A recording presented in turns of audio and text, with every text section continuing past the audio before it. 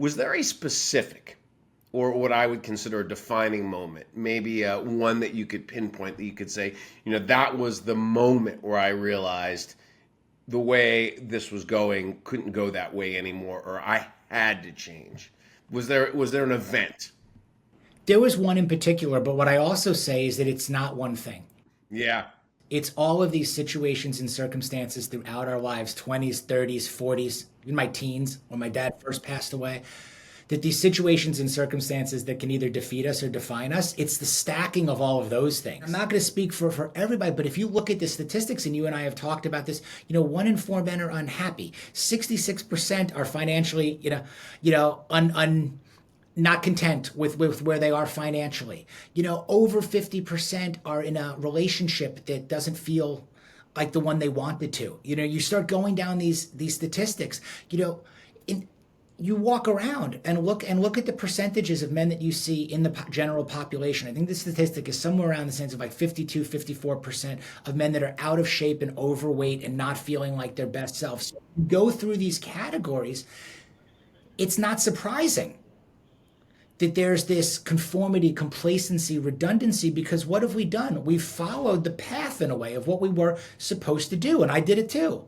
You go to school, you graduate, you get a job.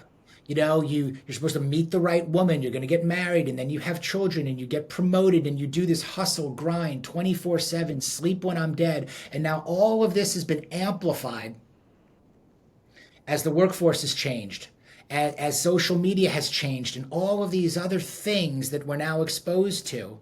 And it amplifies that and puts more and more pressure on. And you go, and the next thing you know, you wake up 5, 10, 15, 20 years down the road. And you're like, how did I get here? This is not what I thought it was going to be. That was the day that I was like, I'm going to make some changes. Transform, if you will. It was that feeling of mediocrity that you and I have talked about. And the only one who can really own that and do something about that is me. And what would happen? I said to myself that day, what would happen if I just started making the better decision the majority of the time? What would happen if I just started trusting my gut a little bit? And if I started making the better decision the majority of the time, my belief was that the majority of my life would start getting better. So can I stop parking in the partner spot and just park where everybody else who's late to the office has to park? Can I take the stairs instead of the elevator? If I don't like wearing the suit to work, and it's not to be disrespectful to my company or anything else, what if I dressed the way I wanted to, the way that made me feel confident and comfortable and secure? And what if instead of chasing premium and salary and title, what if I actually went after businesses and individuals and that I really enjoyed, whose experiences I wanted to be a part of? What would happen then? And that's really that was the moment that a lot of people say, oh, you reinvented yourself. And I'm like, I didn't reinvent myself at that moment. I just released myself. Kind of sustainable transformation or fulfillment that we're both looking for in midlife. It's not an event. It's not a workshop. It's not a weekend retreat. It's not an online course. It's the rest of your life. And it took me a second for that to click in. It's like, and because I had people say, oh, you went to the workshop. Aren't you better now? Or, well, I thought you already did that. Isn't that done? And from the outside looking in, it's like, oh, you're doing another thing. You're starting another program. You're going to another place. And it's like, and now I just tell people, this is my life. Like, this is what I do. And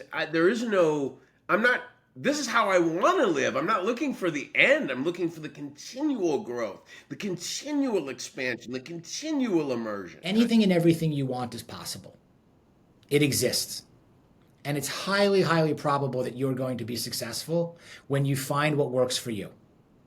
You are not an outlier. You are not alone.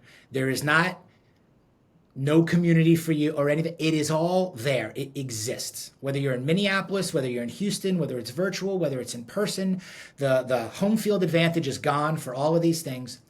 If you are willing to just put yourself out there and try, give it a shot.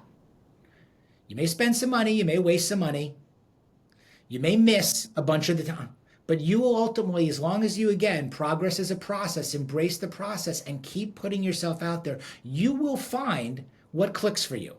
You will find that person or persons, that group, that community, that gym, that book club, whatever it is, and embrace that kind of curiosity, you will find it. I say all the time, self-care isn't selfish.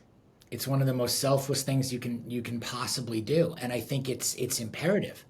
I think it does. It starts and stops with you. And I don't say that as a selfish statement. I say that as a commitment statement to myself, to try to operate and try to feel and try to behave and try to live, quite frankly, and get through life. And life is hard. To try to get through it as best I possibly can.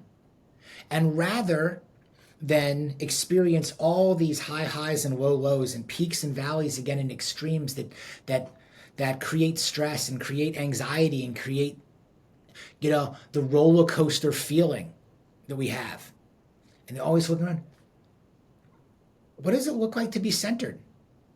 What I work on is trying to be centered, trying to be grounded, trying to, again, master the middle and say, okay, it's 10 o'clock on Monday. And you could look, there's 9,000 motivational Monday emails probably in my box, no matter how many I unsubscribe to and how many people are out there motivating you with their memes today and everything else. And you know what I like? I like having a cup of coffee, walking my dogs, making a few notes, getting ready for my call with you, okay, is there more to do? Absolutely. Are there other people who are quote unquote winning and crushing their days? I'm sure there are. It all looks different.